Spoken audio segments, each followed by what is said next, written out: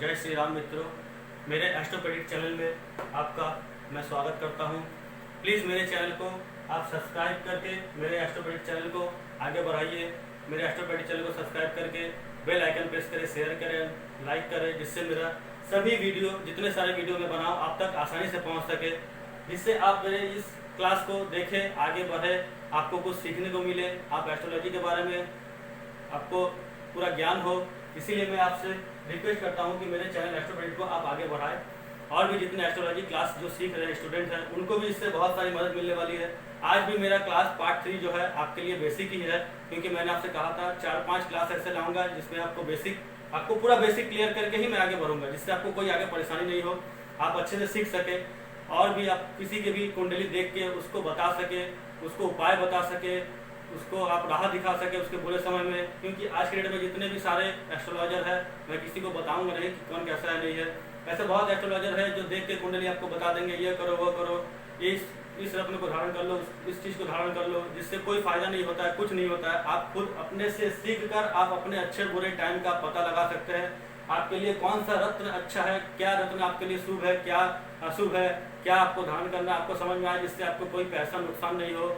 किसी ने कुछ बता दिया, आप पहन लिया, उससे आपको नुकसान हो रहा हो, फिर आप किसी के पास गए, आपको कुछ और बता दिया, फिर आप ले लिया, आपको नुकसान हो रहा हो, इससे आपके पैसे की भी नुकसान होगी, कोई लाभ नहीं मिलेगा।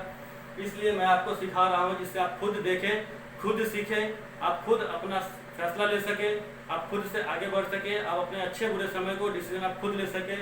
प्लीज़ मेरे चैनल को आगे बढ़ाएं, मेरे चैनल को सब्सक्राइब करके मेरे चैनल को आप बेल आइकन प्रेस करिए, शेयर करके, लाइक करके, और भी दूसरों को भी दिखाएं, उनको भी बताएं, जिससे मेरा चैनल आगे बढ़ सके और मुझे मोटिवेशन मिले आपको और कुछ सिखाने का, आगे क्लास और करने का।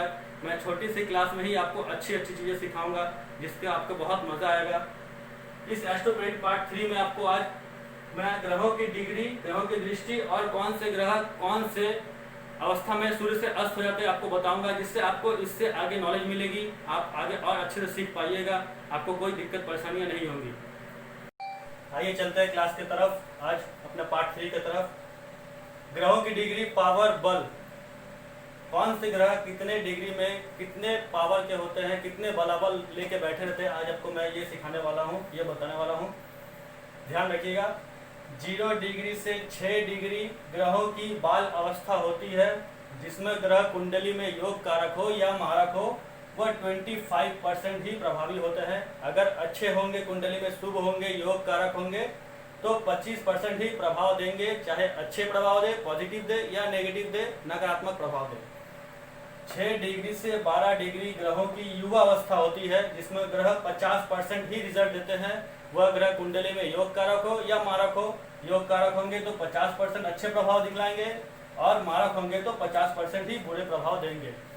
12 डिग्री से 18 डिग्री ग्रहों की पूर्ण युवा अवस्था होती है, जिसमें ग्रह 100% पावर लेके बैठे होते हैं, 100% प्रभावशाली होते हैं। अगर कुंडली में आपके 100% लेके कोई ग्रह शुभ अवस्था में है तो वह शुभ रिजल्ट देंगे, आपको 100% सकारात्मक रिजल्ट देंगे।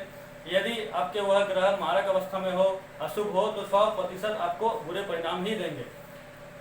18 डिग्री से 24 डिग्री ग्रहों की प्रौढ़ अवस्था होती है।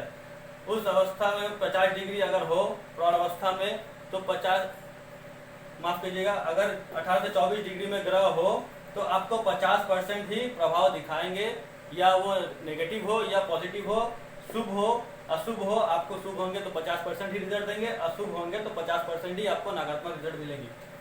24 डिग्री से 30 डिग्री ग्रहों की वृद्ध अवस्था होती है, जिसमें भी ग्रह 25% ही प्रभावशाली होते हैं। अगर योग कारक होंगे तो 25% रिजल्ट देंगे अच्छे, अगर मारक होंगे तो 25% ही आपको बुरे परिणाम मिलेंगे। अब चलते हैं ग्रहों की दृष्टि की तरफ। इस चीज को ध्यान रखने से ही आप कुंडली को अपने फलित कर पाइएगा, कौन से ग्रह की कितनी दृष्टियां होती है। सूर्य ग्रह की एक ही दृष्टि होती है, 7वीं दृष्टि। सूर्य ग्रह जहां बैठेंगे वहां से अपने सामने वाले घर को 7वीं दृष्टि से पूर्ण रूप से देखेंगे। यदि सूर्य ग्रह लग्न में बैठा हो तो उनकी 7वीं दृष्टि सप्तम भाव में होगी, मतलब लग्न को भी प्रभाव देंगे और सप्तम भाव को भी प्रभाव देंगे। चंद्रमा की भी एक ही दृष्टि होती है, 7वीं दृष्टि। चंद्रमा भी जहाँ बैठेंगे वहां से अपने 7वें घर को ही पूर्ण दृष्टि से देखेंगे।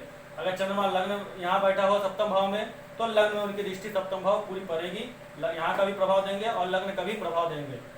मंगल देव की 3 दृष्टियां होती है, चौथी, 7वीं और 8वीं। मंगल देव जहाँ बैठेंगे वहां से चौथे घर, 7वें घर और 8वें घर को प्रभाव देंगे।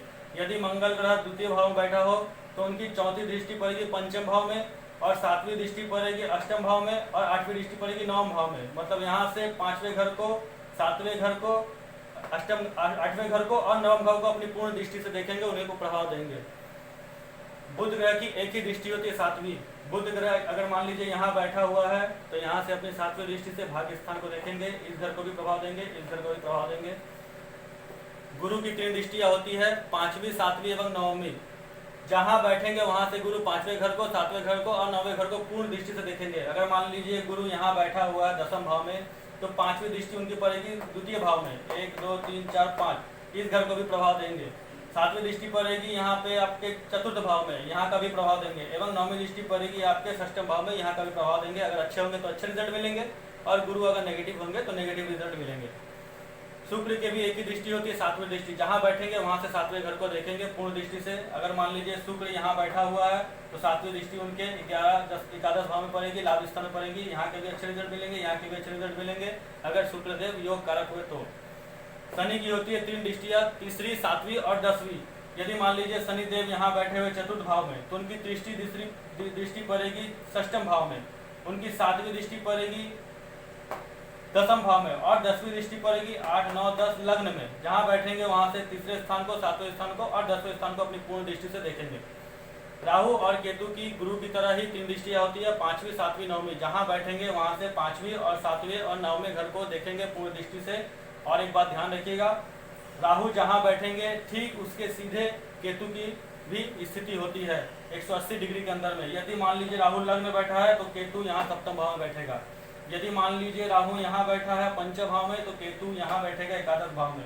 यदि राहु यहाँ बैठा है षष्ठम भाव में तो केतु यहाँ बैठेगा द्वादश भाव में। यदि राहु यहाँ बैठा है अष्टम भाव में तो केतु बैठेगा यहाँ पे द्वितीय भाव में। एकदम सीधा सीधी राहु केतु की स्थिति होती है। राहु केतु को देखते हैं, केतु राहु को देखते हैं। अब चलते हैं कौन से ग्रह सूर्यदेव के साथ कितने डिग्री में अस्त होते हैं। चंद्रमा 12 डिग्री के अंदर अगर सूर्यदेव के साथ हो तो अस्त हो जाएंगे। मंगल 17 डिग्री के अंदर में अगर सूर्यदेव के साथ हो तो अस्त हो जाएंगे। बुध 13 डिग्री के अंदर अगर सूर्यदेव के साथ हो तो अस्त हो जाएंगे। गुरु 11 डिग्री के अंदर यदि सूर्यदेव के साथ स्थित हो तो अस्त हो जाएंगे। शुक्र 9 डिग्री के अंदर में सूर्यदेव से अस्त हो जाते हैं। शनि 15 डिग्री के अंदर में सूर्यदेव से अस्त हो जाते हैं। राहु और केतु सूर्यदेव से अस्त नहीं होते क्योंकि यह छाया ग्रह है, इनकी कोई राशि नहीं है, इनका कोई अस्तित्व नहीं है।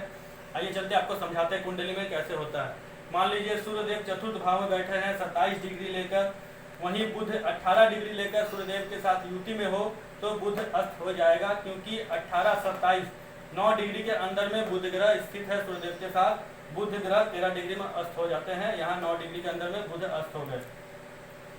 यही अगर मान लीजिए सूर्य के साथ, यदि सूर्य के पीछे घर में जैसे शुक्र स्थित है, शुक्र 11 डिग्री में है, सूर्य 27 डिग्री में है, तो शुक्रदेव अस्त नहीं होंगे, क्योंकि शुक्र 11 डिग्री के चले हैं। उनको और आगे वाले घर में चलने के लिए उनको 19 डिग्री और चलना पड़ेगा, और सूर्य 27 डिग्री आगे चल चुके हैं, तो सूर्य से शुक्र अस्त नहीं होंगे। यही शुक्र यदि यहाँ पंचम भाव में हो, सूर्य 27 डिग्री लेकर बैठे हैं, शुक्र 5 डिग्री लेकर बैठे हैं, तो यहाँ पे 8 डिग्री का अंतर है, तो शुक्र सूर्यदेव से अस्त हो जाएंगे। यहाँ शुक्रदेव 9 डिग्री के अंदर अस्त हो जाते हैं, तो यहाँ शुक्रदेव अस्त हो गए। एक एग्जाम्पल और लेते हैं। यहाँ सूर्यदेव मान लीजिए भाग्य स्थान में 12 डिग्री लेकर बैठे हैं, यही मंगलदेव 25 डिग्री लेकर बैठे हैं, तो इन दोनों के बीच में 13 डिग्री का अंतर है। मंगलदेव कुंडली में 17 डिग्री के अंदर में अस्त हो जाते हैं सूर्यदेव से, यहाँ मंगलदेव अस्त हो गए। यही मंगलदेव यदि यहाँ 28 डिग्री लेकर बैठे हो, यहाँ सूर्यदेव 12 डिग्री है, तो भी यहाँ 14 डिग्री के अंदर में मंगलदेव अस्त हो गए हैं, क्योंकि 17 डिग्री के अंदर मंगलदेव अस्त हो जाते हैं। आगे पीछे अगर बैठे हो कोई भी ग्रह सूर्यदेव के साथ और डिग्री के अंदर में आ जाए तो वह ग्रह अस्त हो जाता है सूर्यदेव के साथ। आज के ये क्लास इतने ही मैं खत्म करता हूँ। एस्ट्रोपेडिक पार्ट 3 आज पूरा हुआ। ये बेसिक ही था मेरा। इसको अगर समझ में नहीं आया, आप बार बार देखिएगा, आपको समझ में आ जाएगा अच्छे से। और आगे 1-2 क्लास मैं आपको बेसिक दूंगा, उसके बाद कोशिश करूंगा मैं आपको राजयोग दुर्योग के बारे में समझाने का। आज के लिए इतना ही। जय श्री राम।